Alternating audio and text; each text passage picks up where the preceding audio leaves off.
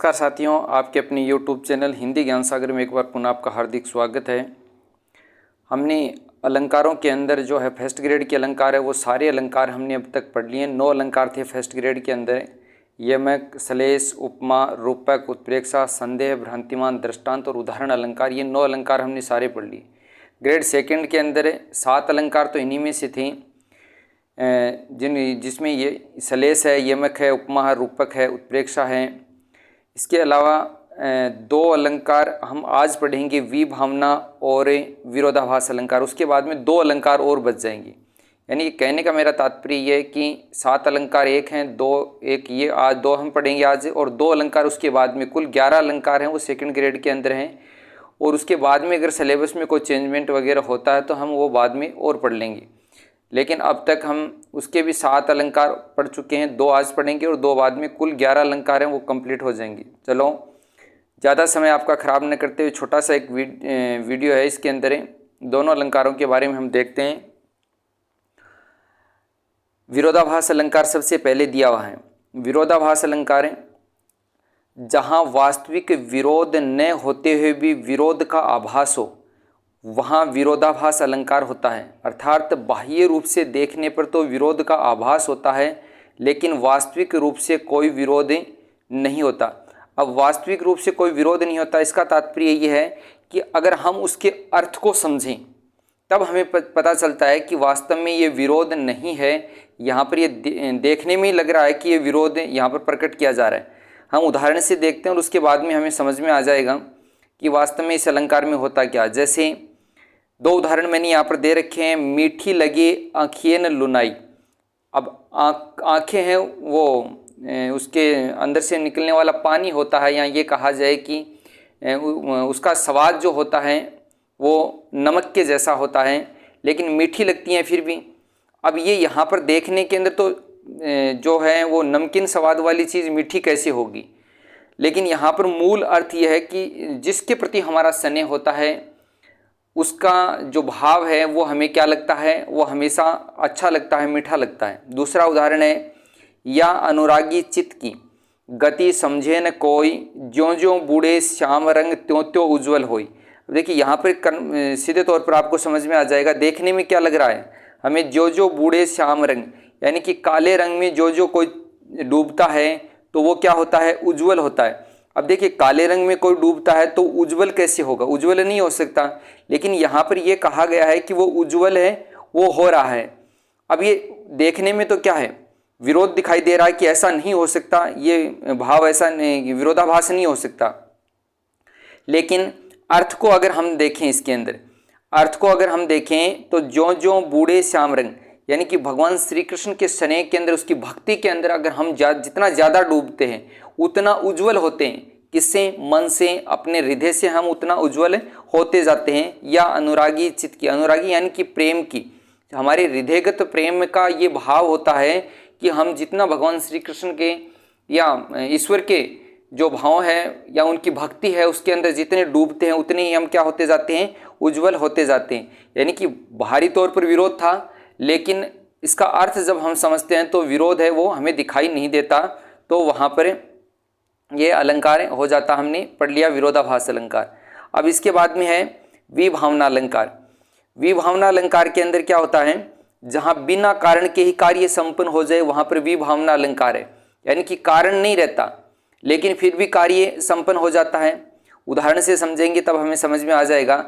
यदि कारण के अपर्याप्त, विपरीत या बाधित होने पर भी कार्य संपन्न हो जाए तब भी वहाँ विभावना अलंकार ही होता है। यानी कि कारण है वो पूरा नहीं होता, स्पष्ट तौर से कारण नहीं होता है, या विपरीत कारण होता है, या कार्य है कारण है वो बीच में कहीं पर बाधा उसके अंदर उत्पन्न हो जाए तो भी कौन सा अलंकार होता है, विभावना अलंकार है वो होता है।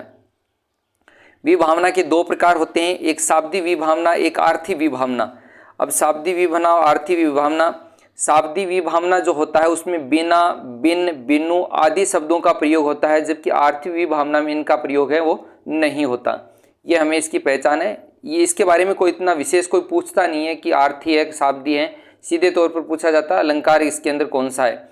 और यह अलंकार की परिभाषा भी बहुत बार पूछी जाती है, कई एग्जामों में ये परिभाषा है वो आ चुकी है।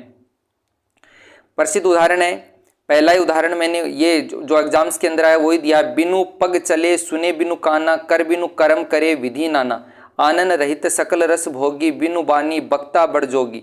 अब देखिए बिनु पग चले, बिनु पग क्या चले, बिनु पग चले यानी कि बिना पैरों के चलता है, यानी कि कारण है वो पर्याप्त नहीं है, या ये कहा जाए कि बिना कारण के भी कार्य है वो पूरा हो रहा है। सुने बिनु काना, और कान नहीं है फिर भी सुनाई दे रहा है। कर बिनु कर्म करे, हाथ नहीं है फिर भी काम है वो कर रहा है। विधि नाना, आनन रहित सकल रस भोगी, आनन रहित यानी कि मुख या चेहरा दिखाई नहीं दे रहा फिर भी रस भोग किया जा रहा है। बिनु बानी बक्ता बड़ जोगी, यानी कि वाणी नहीं है उसके बाद में भी स्पष्ट रूप से वो बोलता है। कहने का तात्पर्य है कि बिना कारण के हर जगह पर है वो कार्य होता हुआ दिखाई दिया जा रहा है। इस कारण से यहाँ पर कौन सा अलंकार हो जाएगा, यहाँ पर अलंकार है वो विभावना हो जाएगा। ये अलंकार दोनों हमारे हो गए, विभावना हो गया और विरोधाभास अलंकार हो गया। बहुत छोटे छोटे से अलंकार, परिभाषा भी अगर आप ढंग से इसकी याद कर लोगे तो भी हमें इसका अर्थ है वो स्पष्ट रूप से दिखाई दे जाएगा। अभी मैं आपको एक प्रश्न है वो दे रहा हूँ यहाँ पर, ये भी 2021 first grade college lecturer exam के अंदर ये प्रश्न आया हुआ है, उसको हमें देखना है और देख के इसके अंदर से उत्तर है वो हमें छांटना है इसका।